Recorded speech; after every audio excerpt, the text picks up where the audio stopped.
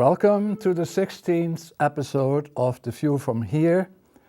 And you saw the subtitle, well, this old-timer isn't getting any younger.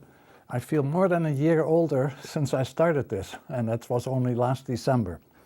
But we're hanging on, and I'm still having a lot of fun. I'm excited about the photos and especially the video that I'm bringing to you in the first half, because I think you'll be excited too. I think you can't help feeling that you're looking at something quite ordinary. All right, the second part, I will have a visitor, and it will start with one of our citizen interviews that I've had a number of in previous episodes. But this one will stay and it will be live here, and then we will continue the discussion after those 4 questions and see where it goes today. So stay with me and let's see what we can get done here. Let's start with the first photo, which appeared in the Keen Sentinel. There it is. Keen Sentinel recently, and taken by Richard Schmidt, it said. And what an amazing photo we have there. Somehow the sunlight behind the deer's ears transforms the living tissue in the ear to a glowing work of art. It's just an outstanding photo. I'm sure that the person who took it will never forget that moment. And I'm so glad he shared it with us, because there's something about the intricacy of life that you can see in those ears with it by having the light shine through them. And that happens especially at dawn and dusk, when the light changes, when you have darkness going to light and vice versa. And we have in the past had a number of things with that, and I show you a little more today, because if you look especially at those times, it's the interplay and the change from light to darkness and the opposite that actually create very special things. Let's go to the second photo.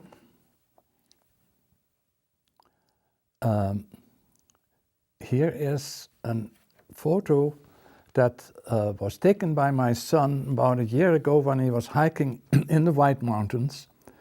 And it was very late in the day. The sun is behind him, and what you are looking at is his shadow. But of course, the amazing thing is the circular rainbow around his shadow. That is called glory officially, and there are not too many conditions where you'll be walking around on the earth and you can see a corona like that. I've seen other photos of coronas that were more like an oval because the sun was somewhat higher and maybe there was moisture in the grass, and that created a kind of a circular type thing, but it was not really a circle. This is an unusual one. And let's go to the next one also. Here you see the same thing, but now my son has lifted the camera so that you can see the top of the mountain. You see the veils kind of hanging there, and again his shadow surrounded by a corona, by a glory, is there. And those are amazing pictures, I think, because you have to wait for the miraculous moment that something like that happens. But it is good to know that if you were in a spot where the sun was behind you, and actually you can create it to a certain degree in the summertime, if you do it when the sun is low, and if you use an spray, fine spray, you may be able to get a bit of a circular rainbow also. But we all, in a way, are having a halo around us with the sun behind us, whether it's visible or not. So maybe that makes you feel a little better about yourself, because it's true, the sun and our head play a role in what actually happens, and you saw it in these pictures. And let me just for a moment, there is magic in photos that we just saw. And there's something amazing about magic, mystery, marvel, mystery. It's not an accident that they all start with the letter M. And Albert Einstein came up with this quote, with this remark: the most beautiful thing we can experience is the mysterious.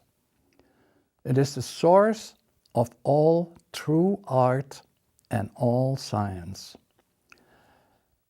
And then we have this one from H.G. Wells, the author. We must not allow the clock and the calendar to blind us to the fact that each moment of life is a miracle and mystery. So, all right. Now, I was going to tell you, yes, I have time, because we're timing ourselves here. The deer's ear that you saw in the first picture reminded me of something that happened to me a year ago when I visited a friend in Harrisville. He has chickens running loose in his yard. It was late in the evening. There was still, the trees were even making it darker than it would have been without that. The chickens were walking under this tree, but somehow a late sunlight ray came under the tree behind a chicken that I was looking at. And my mouth dropped open because what I saw was the comb of this chicken, that little dull red flap that we all know chickens have on their head, had suddenly become totally transformed. See, the background was already darker, but this sun ray was lighting it up. It looked like a jewel. It looked like a shining red jewel. And the chicken's comb had become a luminous, radiant crown. I'll never forget that moment. I wish I'd had a camera, but I didn't. Now, okay, wait. Enough of that. Let's go to, before we show the next video, I need to show you something that leads up to it. And that is done with a wine glass. And you probably know about this, that it is possible, if you have the right glass, the right finger, the right circumstances. I was able at home to get a clear tone on this. We'll try it a little more. But the point of this demonstration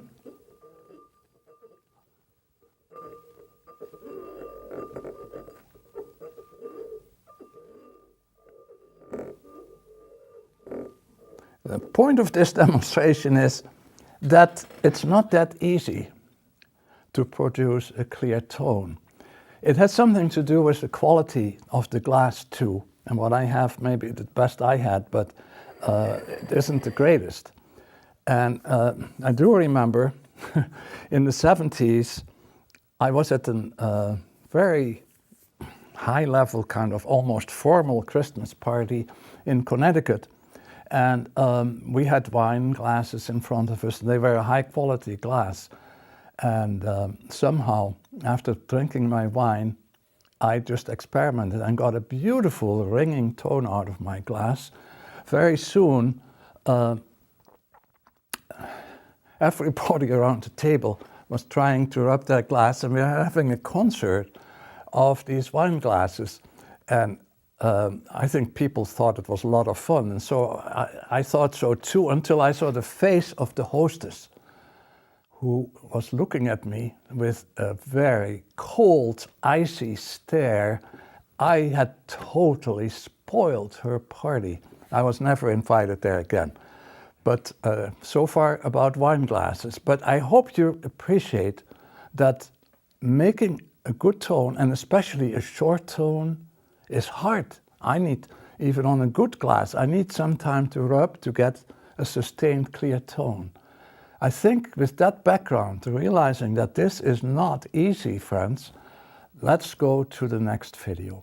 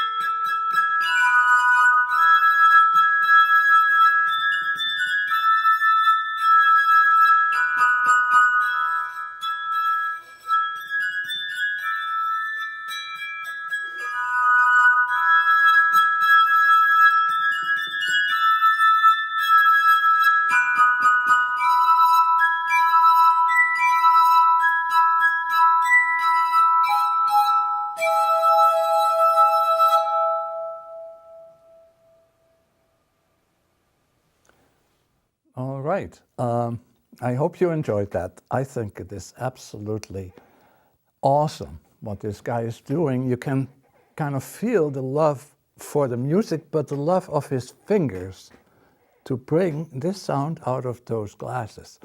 And I think that special things like this can lift us up out of the ordinary existence. And next to us, to make things different today, is my guest, John Michael Dumais, who will introduce himself when he answers my first 4 questions, which I have been asking on the citizen survey that I have over time had in these programs. So why don't I ask him the first question? What's your name, town you live in, and occupation? My name is John Michael Dumais. I live in Keene, New Hampshire, and I am a transformational life coach and musician currently. Right. So, question number 2. What are the 1 or 2 most troubling issues facing the United States as you see it? Well, it's hard to get it down to 2, but I would say a couple would come to mind. One that I know you and I talk about quite a bit, and that is lack of democracy in this country, which comes down to a variety of issues related to citizen participation. Do we actually have a voice in our government or in the way our country runs? Are our voting machines reliable? and I think pretty much the evidence shows that we don't. There was a study done by a couple of Princeton professors a couple of years ago. They looked at 15 or 20 or 25 years worth of bills and other legislation that had gone through Congress and asked the simple question, does this represent the needs, the desires, the will, and the requests of the common person, of your average citizen? The answer was no. That 99% of what gets passed is special interest legislation that serves the interest of the few, not the many. So that's a huge issue. Another one that, and we could talk all day on that one, but another one that I think we could talk about, and this is, I think, how we met about 14 or 15 years ago, is sort of the militarization of the United States, obviously for many, many decades, if not centuries. We're a very warring country. But especially recently, on the heels of 9/11, on the heels of these mass shootings that we see, this increased tendency to militarize police, give them tank-type trucks and riot gear and things that don't look like policing but look more like a military type of thing. And what it does is it creates a great amount of tension between the populace, the people, who the police should be serving and who pay for the police ultimately, and those who should be protecting us. And are they really protecting us, or are they protecting the interests of the few? And there are already stories going around about who benefits from the latest shooting, this one in Las Vegas, which some are calling a false flag. It doesn't mean people haven't been killed. It just means that the story we're hearing may not be the real story, or it may not be the full story. But already right on the heels of that, within less than 24 hours, you have people talking about the need to, add more scanning machines, in front of hotels, and, more police state security type stuff. And, well, they have this in Egypt and other places. Do we really want to, model ourselves after these countries, when it comes to freedom of movement and security measures? So I think people have to kind of scratch beneath the surface if they want a different kind of life. They can't just say, oh, it's all just fine, because as has been said, the price of liberty is eternal vigilance, and we can't just give it up. So those are some really big issues. They are. They are. Unfortunately, we don't have time to talk about them today, but maybe some other time. Yeah, So. well, let's see where we go later on when we just ad lib and see where the discussion goes.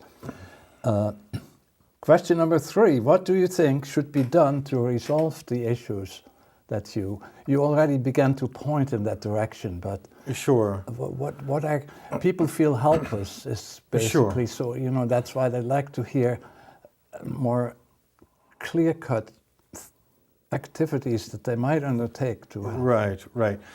Well, we are complex beings, so I want to say that first. We are bioelectric beings, as you kind of inferred before with the halo issue. We are psychological beings, we are social beings, we are spiritual beings, biochemical beings. So we have many different aspects of ourselves. And when it comes to how to respond to such things, I think we really have to start with ourselves. Are we taking care of ourselves? Are we, I like what you talked about in terms of mystery. I like to talk about beauty, love, and truth. And beauty for me is awe, mystery, sort of getting out in nature and doing things that, renew the spirit. So if people are caught in fear and react from fear, that's not going to help us. If people are caught in polarization and they're wrong and they're bad, that's not going to help us. Ultimately, everybody has to find their way towards a more unitive vision of reality and life.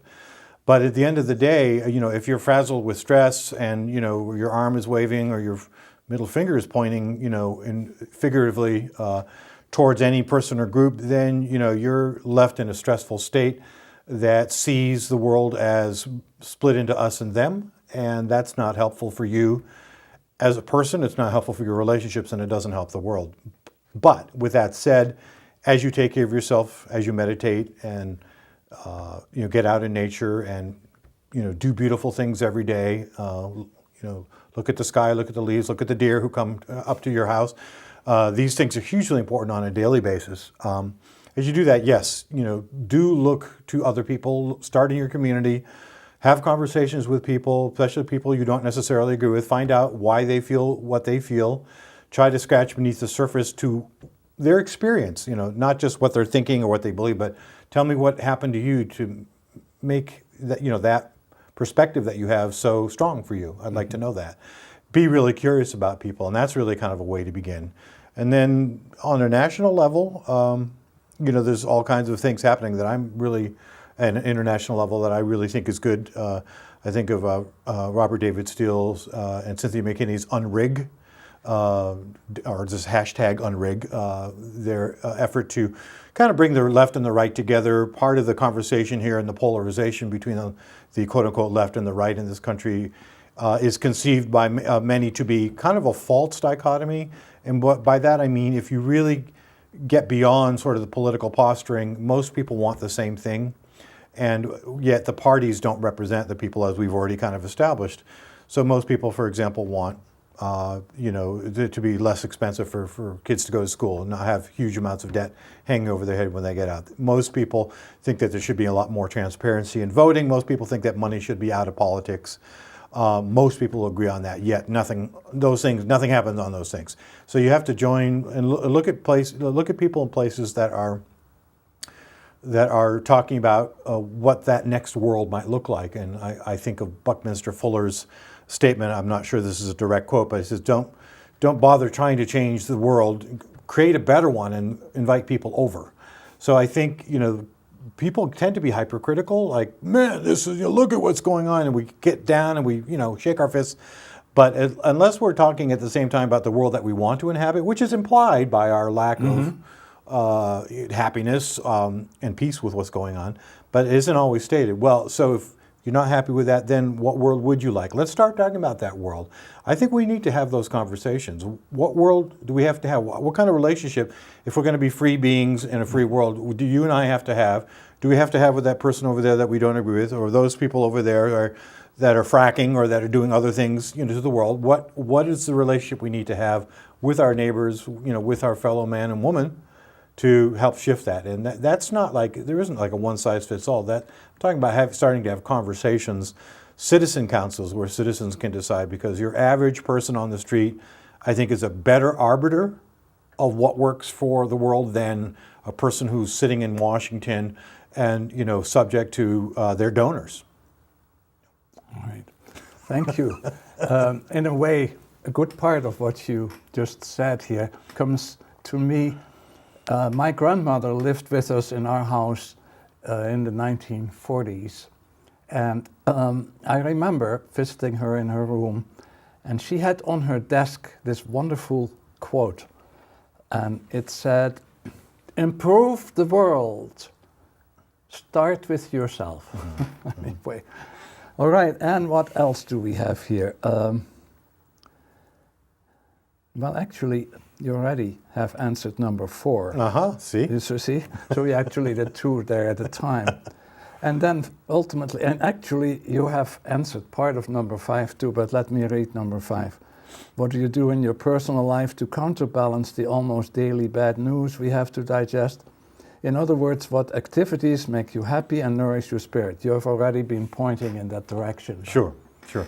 Well, the first thing I'd like to say, which is sort of part of, I guess, question 4, is what can people do? Yeah. And this is part of what I do, is I don't watch much news. Now, I do watch some. I know what's going on. I do read. But, I used to be a lot more into it, like, I've got to get up my democracy now, and I've got to read this and that website and this and that, And occasionally when crazy things are happening, I'll still do that. But for the most part, news is bad news. That's what it is. The news that we consume is the things that aren't working in the world, the shootings, the wars, the famines, the hurricanes. And people, I think, don't understand that, subjecting themselves to a constant litany of that energy affects who they are on all those levels I was mentioning before. It affects them biochemically, psychologically, socially, and every other way. So what I try to do is so that I don't do that. So, and when bad things happen, instead of like wringing my hands and feeling all bad, like Las Vegas, I send a prayer out. I focus on the best benefit of all. I do mantras. I get out in nature and I appreciate what I have and who I have in my life. I try to do thankfulness, gratitude type meditation, so that what I'm putting out in the world is a positive vibration and not, more fear and angst. That doesn't mean things don't have to change and I'm not concerned, but that's part of what I do. I also have do music, sing just about every day, at least to myself, and try to do something or read something uplifting every day. Those are important for me. So. Thank you. That's very wonderful and wide roaming on these basic questions that I think is very helpful. We have just a little bit of time left. I wanted to share and maybe have your comments on that too, of a book I've been reading recently, and a person I had not been aware of, although I'm very, very much into what is going on in the last 15, 20 years. I had not heard of Ryan Eisler, E-I-S-L-E-R. She seems to be pretty well known, especially for her first book written in the late 80s, which is The Cellist and the Blade, but she has written several more. And reading her book was a revelation to me.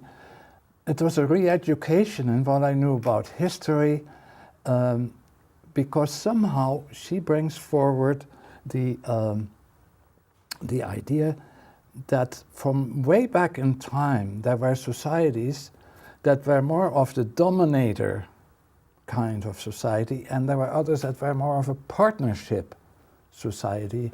And she compares Greece, the ancient Greece, with the Etruscan, were quite a different. Well, in the partnership societies, it doesn't have to be that the man or the leader is on top and that the things are being kind of driven that way as we actually have nowadays. And somehow there is more of a balance, a partnership between people.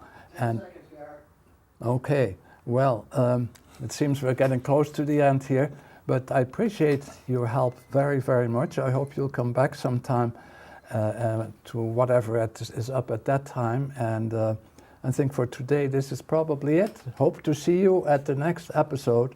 And I don't know whether I should be talking there or here, because it's sometimes confusing which camera is pointing at. But thanks, Gerhard. All right.